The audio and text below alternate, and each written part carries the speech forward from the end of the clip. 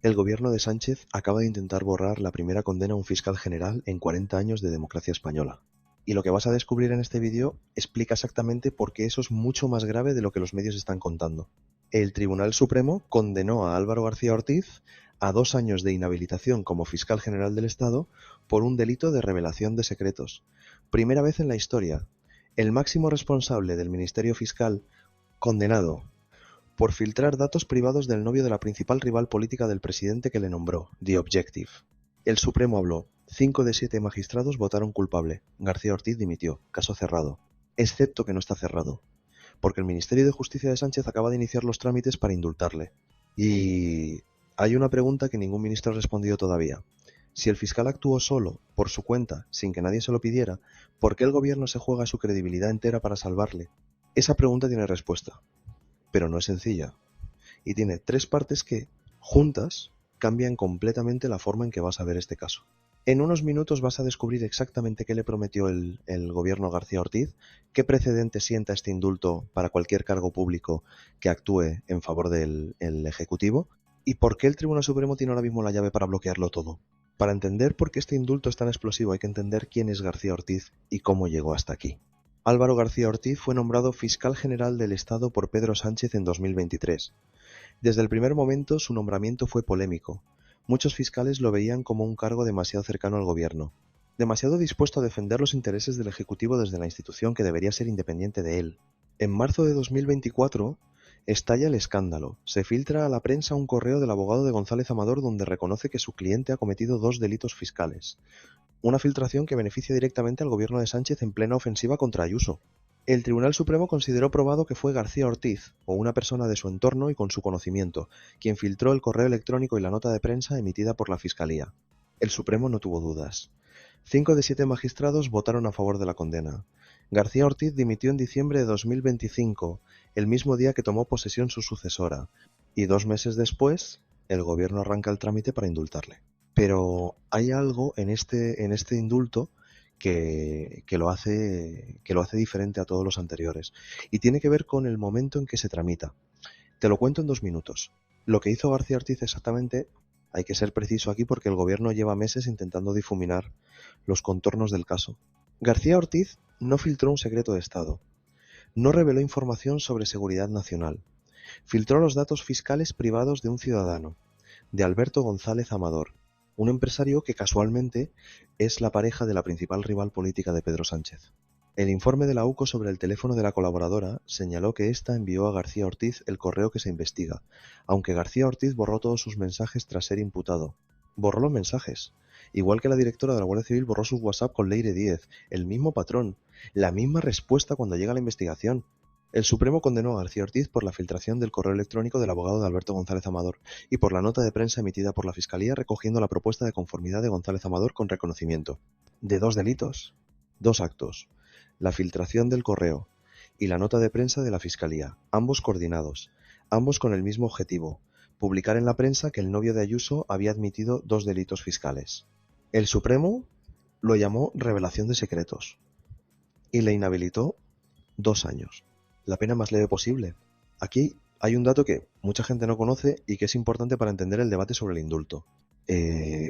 Otras fuentes fiscales se mostraron críticas con la posibilidad del indulto, precisando que la medida debería estar orientada a casos excepcionales, que la sentencia es muy reciente y que el Supremo tuvo en cuenta todas las circunstancias relevantes y aún así la pena fue muy liviana. Muy liviana. Eso dicen fiscales sobre la propia condena. 2 años de inhabilitación, sin cárcel, sin antecedentes penales permanentes. El Supremo fue todo lo benévolo que pudo, y aún así el gobierno quiere indultar eso. El argumento del gobierno, la posición oficial de justicia para tramitar el indulto se apoya en algo concreto. La Fiscalía avaló la concesión de un indulto parcial, considerando procedente la medida, porque no causa perjuicio a terceras personas, ni lastima sus derechos, señalando que la actuación de García Ortiz estuvo ausente de todo motivo de lucro, sin ánimo de lucro. Eso dice la Fiscalía. Lo que hizo García Ortiz no fue por dinero, lo hizo para proteger la institución, según su defensa, o para dañar a la rival política del presidente que le nombró, según la acusación. Pero hay una contradicción brutal en ese argumento. El informe favorable al indulto lo firma la número 2 de García Ortiz en la Fiscalía, la misma persona que era su subordinada directa cuando ocurrieron los hechos.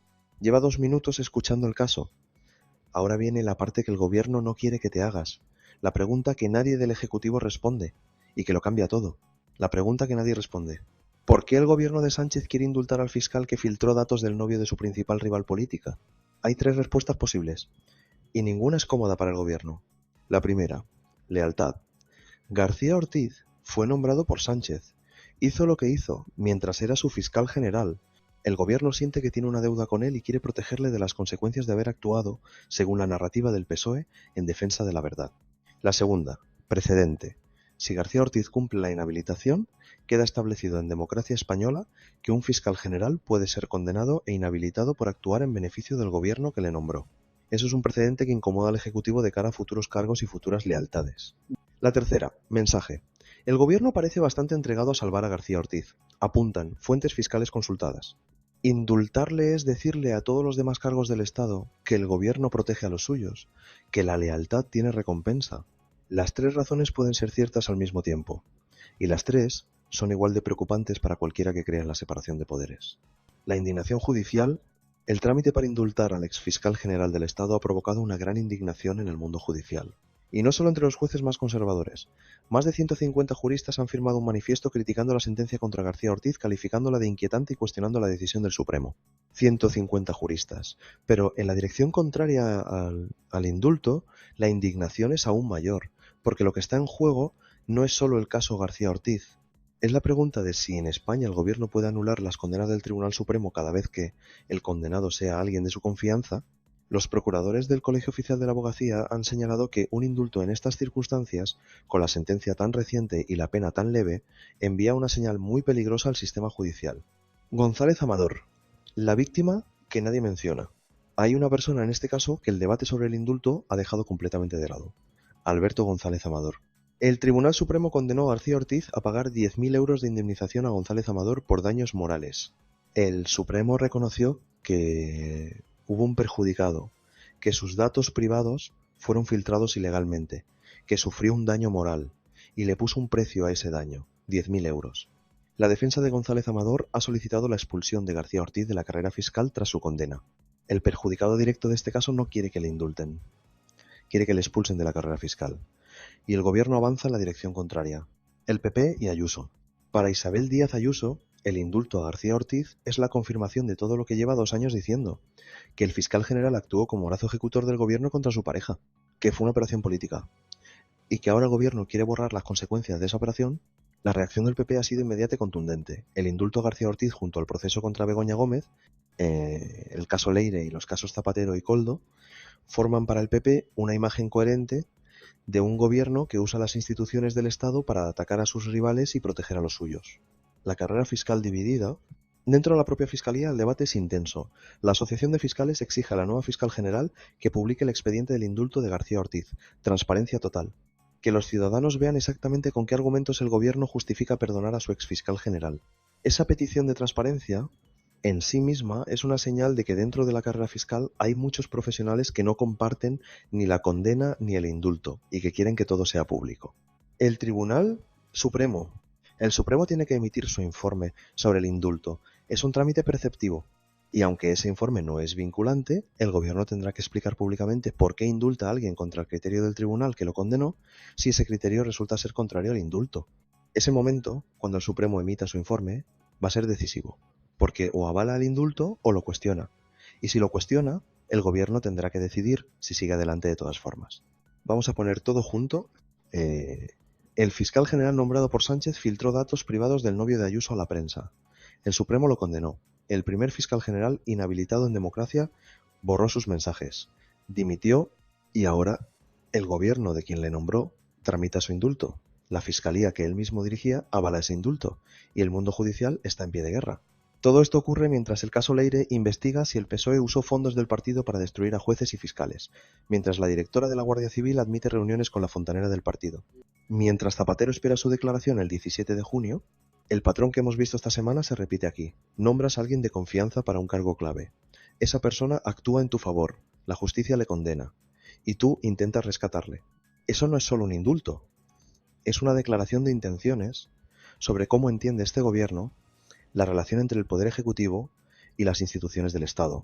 ¿Crees que el Supremo debería bloquear el indulto ¿O considera que el gobierno tiene derecho a concederlo aunque el tribunal condene? Cuéntamelo en los comentarios. Y si quieres estar aquí cuando el Supremo emita su informe, ya sabes lo que tienes que hacer.